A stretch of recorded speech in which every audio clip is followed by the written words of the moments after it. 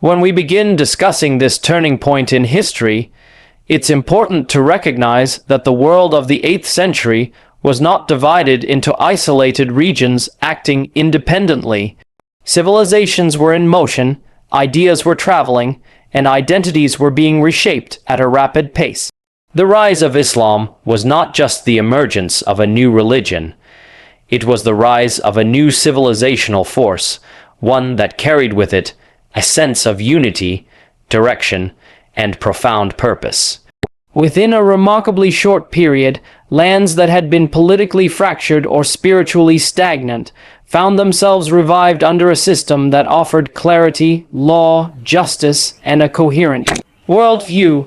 By this time, the Muslim world had already expanded from Arabia into regions that had previously been home to empires like Rome and Persia. These were not small tribal lands. These were sophisticated, ancient civilizations that had dominated the global landscape for centuries.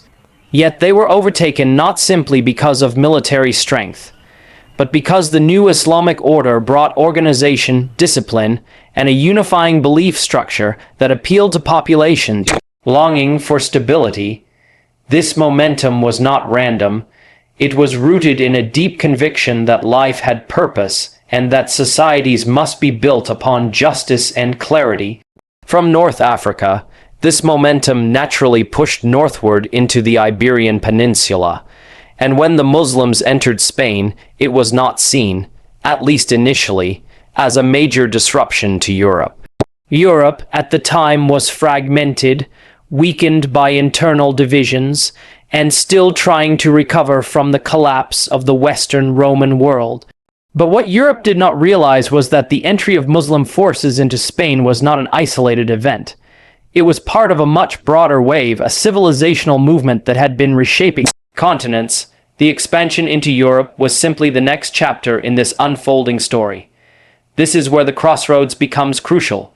On one side, you had a Muslim civilization moving with confidence, fueled by victories, intellectual vibrancy, and a governing system that was relatively more stable than what many Europeans had experienced in centuries.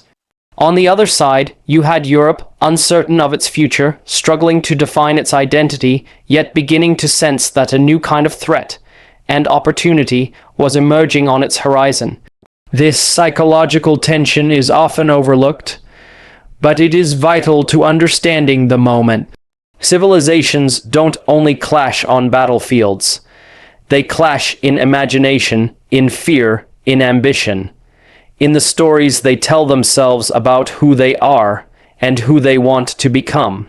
What made the situation even more intense was that each side carried not only armies, but ideas. The Muslim world brought with it a world you grounded in revelation, discipline, and a deep sense of mission. Europe, in its fragmented state, still had memory, a memory of Rome, of old structures, of a once unified identity. And so, this meeting of civilizations became a moment where both sides were forced to confront themselves. The Muslims were moving with extraordinary momentum. The Europeans were struggling to find coherence. Yet this struggle itself pushed them toward unity and purpose. When we look at this era, we realize that it wasn't just about territory.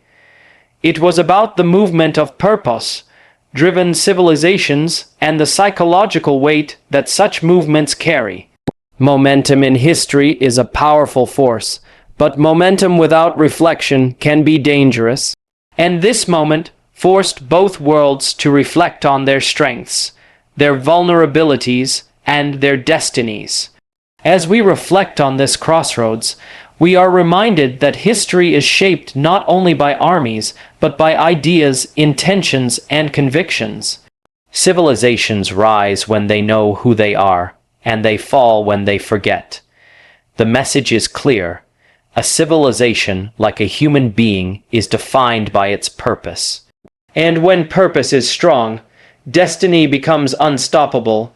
When we move deeper into this moment in history, it becomes clear that the clash we often reduce to a single battle was actually the result of years of build-up political, strategic, and Psychological.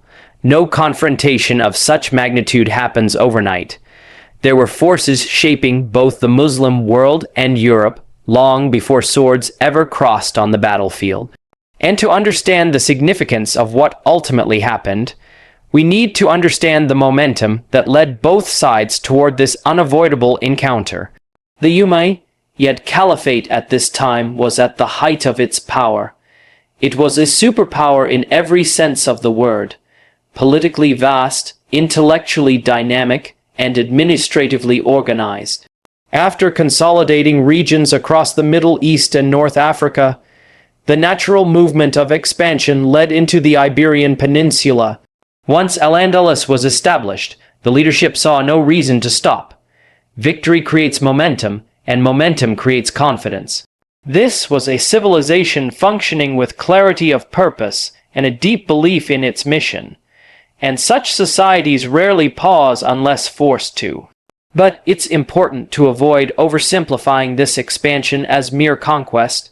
For the Umayyads, pushing deeper into Europe fit into a larger vision of stabilizing their borders, expanding trade routes, and bringing new regions into a system that, at the time, many populations viewed as more structured and more just than what they had previously known. The Muslim armies moving north were not chaotic wanderers. They were extensions of a state that was disciplined, organized, and deeply aware of its own strengths. On the other side, Europe presented a very different picture. Politically fractured, socially unstable, and lacking any unified military leadership, the continent seemed incapable of offering significant resistance. And yet, beneath the surface, something was changing. The fear of a rapidly advancing external power often forces societies to confront their internal weaknesses. The approach of the Muslim forces into the heart of the continent acted as a catalyst, one that pushed European leaders to recognize that survival required unity. Charles Martel emerges here not as a mythical hero, but as a pragmatic strategist. He understood something fundamental.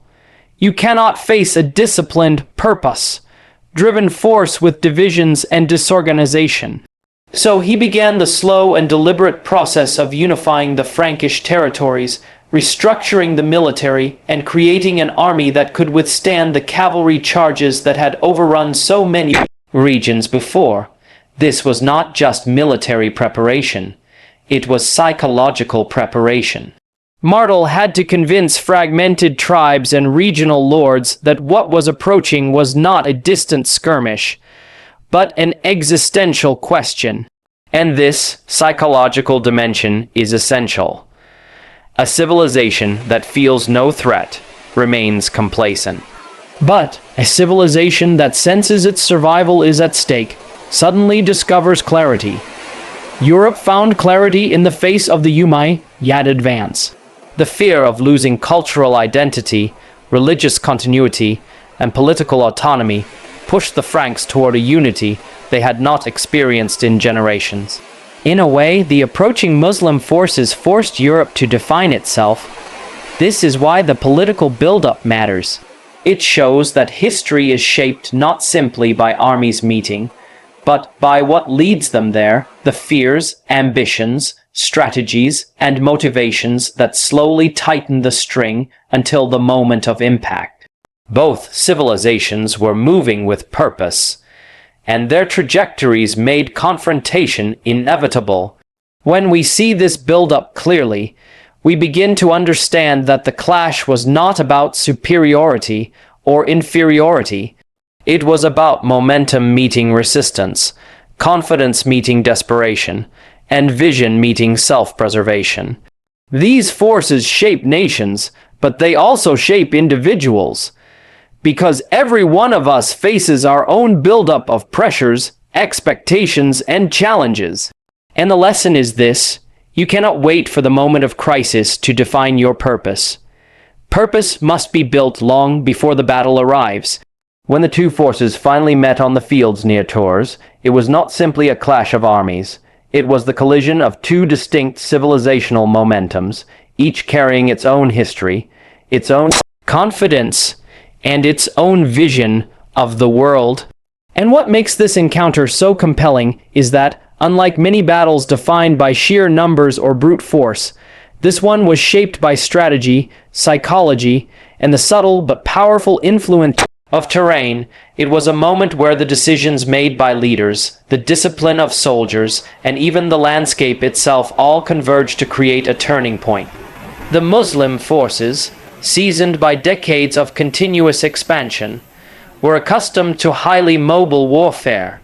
Their cavalry was their strength, fast, coordinated, and capable of overwhelming opponents with speed and shock. This style of combat had succeeded across deserts, plains, and mountain passes, breaking through armies that were often slower, less organized, or unprepared for such intensity. But here, in the dense forests and uneven ground of central France, that advantage was diminished. The terrain restricted movement, disrupted formation, and prevented the kind of sweeping cavalry maneuvers that had become standard for Umayyad victories. On the Frankish side, Charles Martel understood this very well. He chose his battlefield carefully, not out of luck, but out of strategic calculation. By positioning his infantry on higher, forested ground, he neutralized the mobility of the Muslim cavalry. He essentially forced the encounter into the style of combat that suited his troops: dense, defensive, disciplined formations that relied on endurance rather than speed. This wasn't about matching strength with strength. It was about redirecting the momentum of the enemy into terrain that worked against them. And behind these military decisions lay something even deeper: psychological weight. The Muslim troops came with confidence, but also with the expectation that their usual tactics would break the enemy.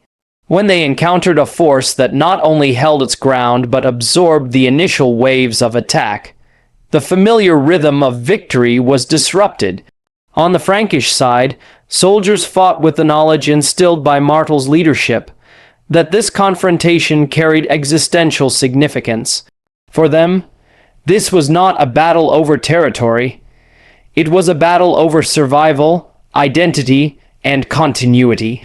As hours passed and neither side broke, the confrontation became as much about endurance as strategy.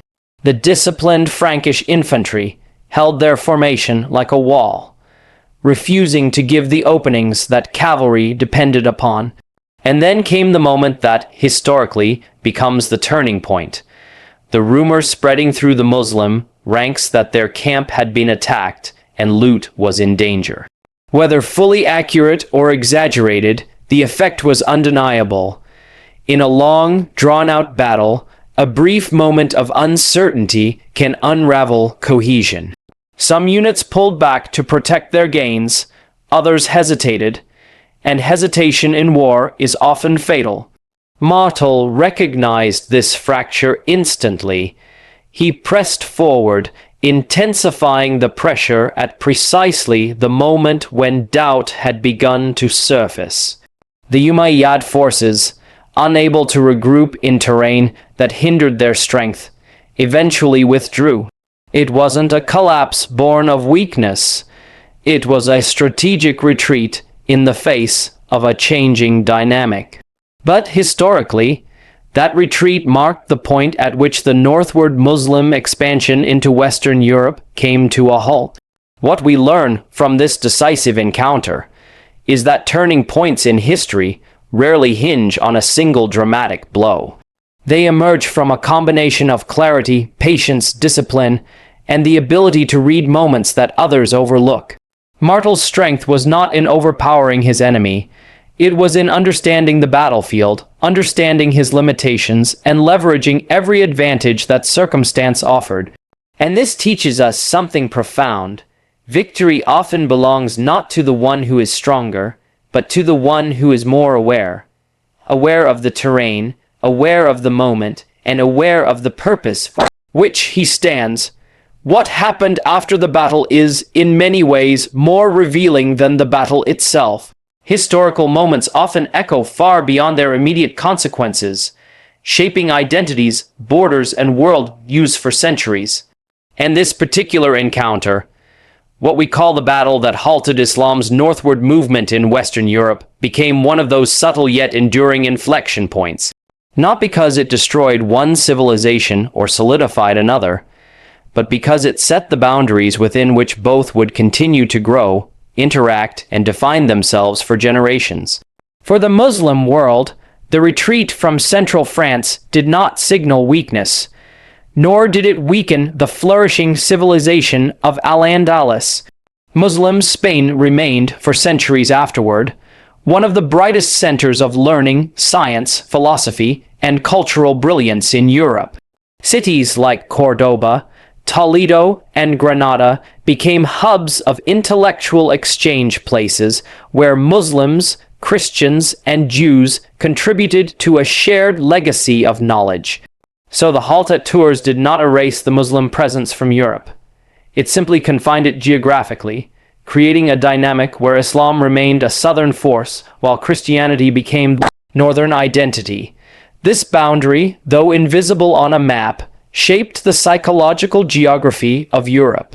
It allowed Western Europe to grow inwardly, to consolidate its institutions, to define its religious identity, and eventually to begin its own expansions centuries later.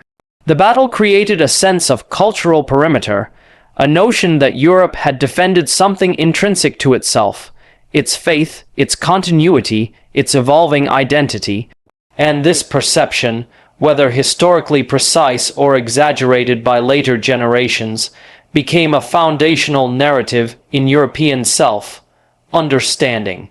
On the Muslim side, the halted expansion also carried long-term consequences, though subtler. The Umayyad Caliphate was already facing internal pressures, and the consolidation of resources became more urgent than the pursuit of new frontiers. The focus shifted towards strengthening what had already been gained rather than pushing deeper into unfamiliar territories.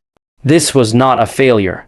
It was an adjustment of priorities, a recognition that civilizations, like individuals, cannot expand endlessly without pausing to stabilize what they have built. But beyond political boundaries and military decisions, the deeper impact lies in how societies interpreted the event. Europe came to see the encounter as a defining moment of preservation, a sign that it had been given another chance to rebuild itself. The Muslim world, meanwhile, absorbed the outcome as one moment in a vast and complex history, significant, but not crippling. This difference in perception shaped the narratives each civilization carried forward, and this is where the psychological insight becomes important. Civilizations are not shaped only by what they achieve, but by what they believe those achievements mean. Europe believed it had defended its spiritual and cultural core. The Muslim world believed it had encountered a natural boundary to its expansion. These beliefs influenced politics, theology, literature, and even the way later generations understood their place in the world. When we view history through this lens, we begin to understand that battles become symbols. Symbols become narratives, and narratives shape the consciousness of entire societies. The true impact of Tours was not just on the ground. It was in the imagination of those who came afterward. And in our own lives, the same principle holds true. It is not only the events we face, but the meaning we assign to them that determines who we become. The lesson is simple yet profound. History is shaped by boundaries, but destiny is shaped by belief.